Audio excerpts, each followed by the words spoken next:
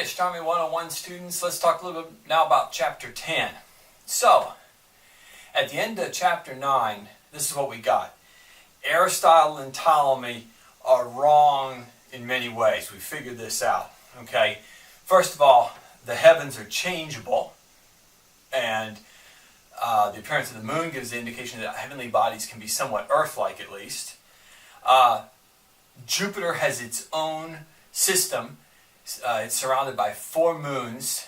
The inner one goes around the fastest, then the next fastest is the next one out, and so forth.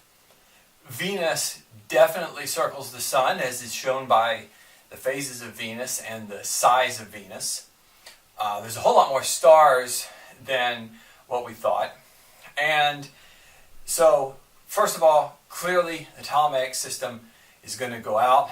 Now the question is the correct answer or model for the universe the Copernican, or is it the Tychonic, or of course is it something else altogether? Now, you could argue, well, look, those observations with the telescope support the Copernican system. Okay, first of all, it shows that Earth is not the center of everything, because of course it's not the center of the motions of Jupiter's moons, for example, and it's not the center of Venus's motion, which definitely goes around the sun. And Jupiter's system kind of looks like a Copernican system in miniature. And of course we have the business about that, the heavens are changeable, so just the business about Aristotle and Ptolemy being wrong. All these things seem to pile up as evidence for the Copernican system. On the other hand, if you wanted to argue for the Tychonic system, you could say, hey, look, okay, we already know the heavens are changeable, and we saw that with the nova before. So that just shows that the fifth element's a little different than what we thought it was, but that doesn't change the fact that things in the heavens go around indefinitely. The sun never burns out, so on and so forth. Okay, so still argue that there's a fifth element up there. You could say, well, what does Jupiter's moon show? Jupiter's moon shows that things circle other things. So Jupiter's moons go around Jupiter.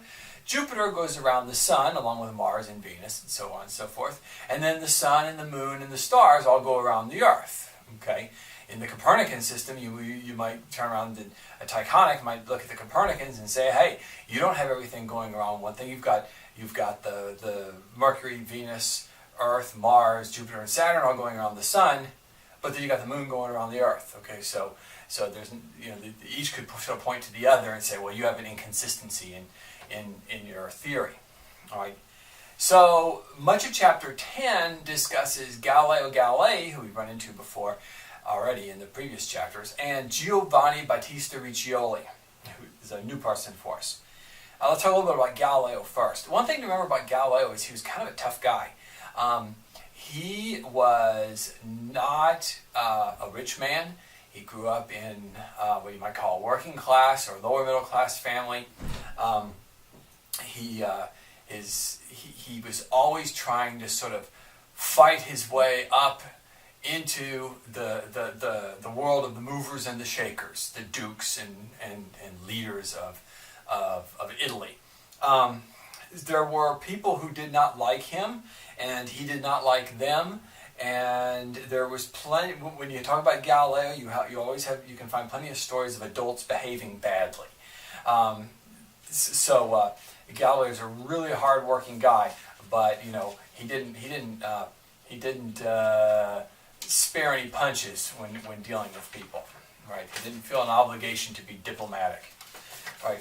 So one of the key things that happens with Galileo during Galileo's lifetime is controversy over conflict with Scripture with the Copernican system. The Tychonic system, one of the things Tycho said about his system was, hey, it doesn't violate the laws of physics and it doesn't violate Scripture either.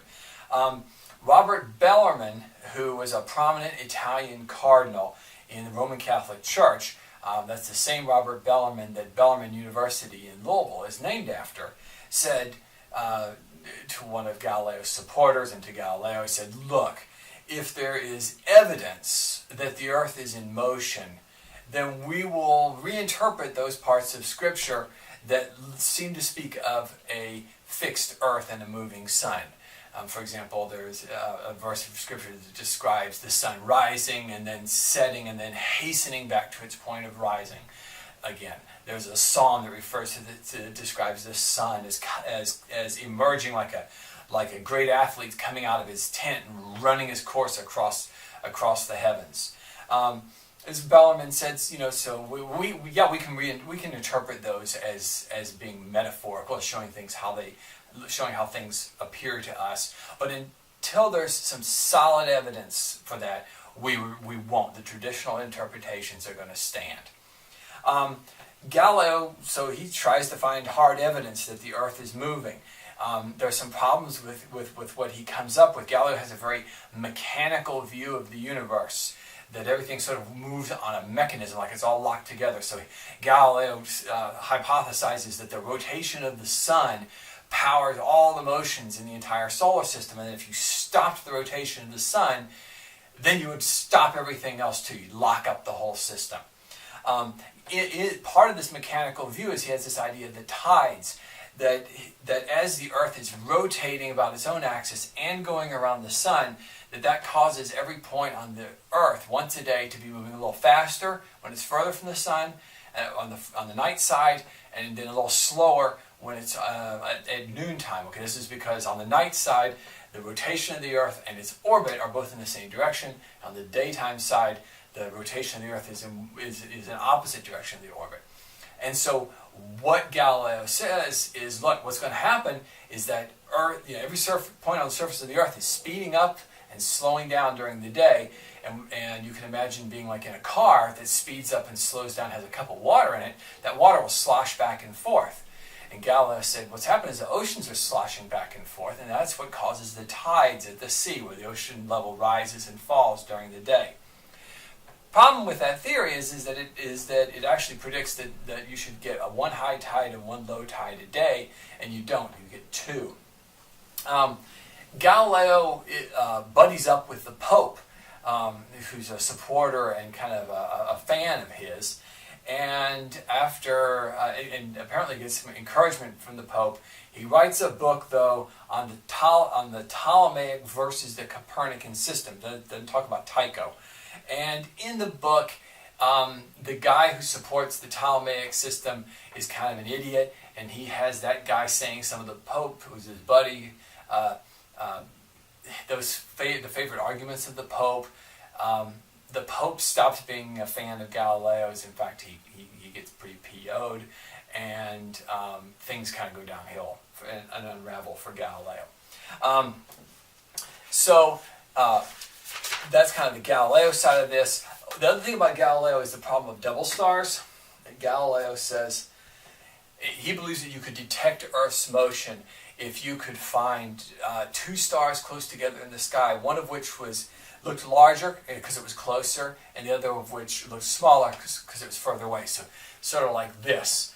This one's closer to the camera, this one's further from the camera. They're not actually close to one another, but they have the same line of sight. And so if you changed that perspective if the Earth was moving, that line of sight would get changed, and it would be very sensitive to revealing any motion of the Earth. Well, the funny thing about that is that Galileo actually found a double star like that. He actually found a number of them, and none of them showed this change that he said should be there. And he never actually shared those results with anybody. Which is a kind of an unusual thing, because that would seem to indicate that the Earth was not moving. All right, but while Galileo Galileo kind of brushed aside any problems that observing the stars had for the Copernican system. There's others, though, who recognized these problems. There's a German astronomer by the name of Simon Marius, who said, no, I'm looking at the stars through the telescope. I can tell their shapes. I can see their size. I can see they're round. He says that they have to be too close to be for the Copernican system to be right. A person who went into more detail about this problem was a guy by the name of Giovanni Battista Riccioli, and he realized that the stars were still a problem for the Copernican theory. Riccioli also came up with another argument against the Copernican theory. And what Riccioli said is this, okay, suppose the Earth is turning on its own axis like this, okay? Well, if you had a tower on the surface of the Earth, okay, as that tower turned about the Earth, the top of the tower, being further from the center of the Earth, would move faster than the bottom of the tower. So as the Earth rotates, the top of that tower is turning faster than the bottom of the tower. So, Riccioli said, if you let go of it, if you went up to the top of a tower, you dropped a ball, the ball, you let it go, it's moving faster because of that motion on the top of the tower. It's moving faster than the ground down below it.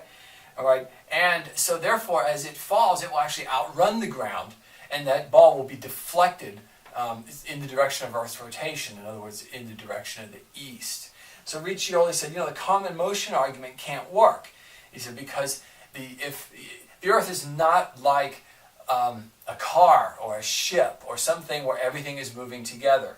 The Earth is round, and so therefore places further from the center of the Earth are moving faster than places closer to the center of the Earth. Places further from the pole are moving faster than places at the pole. These differing speeds should produce detectable effects. It's not analogous to a moving car or a moving ship or some other thing where everything moves together and truly has a common motion. So Riccioli had a couple of significant objections to why he said the Copernican theory can't be right. The only solution to the stars problem is, again, to push them really, really far away, so they're way out there, in which case the sizes that they saw through their telescopes would still translate into these gigantic stars, which, as we saw before, people like Diggs and Rothman were going around and attributing to God's power. So Riccioli said Copernican theory can't be right. He said that you can't just argue based on what looks pretty and ignore the physics, and you can't just go attributing things to God's power. You have to stick with the science. And so he felt that the science supported the Tychonic theory. So today we often read that Galileo proved the Earth goes around the sun. You can find that in a lot of different places, and some of which are quite respectable. That's not the case. Galileo did not prove that the Earth goes around the sun. What the business about trying this argument between the heliocentrists who believe the sun to be at the center and the geocentrists who believe the Earth to be at the center, according to the Tychonic theory, Copernicus versus Tycho, not Copernicus versus Ptolemy. Galileo's telescope observations have shut down Ptolemy. Copernicus versus Tycho shows that, in science the answers can be really hard. I mean, here we've been doing all this stuff and we still don't have which of these two theories is right.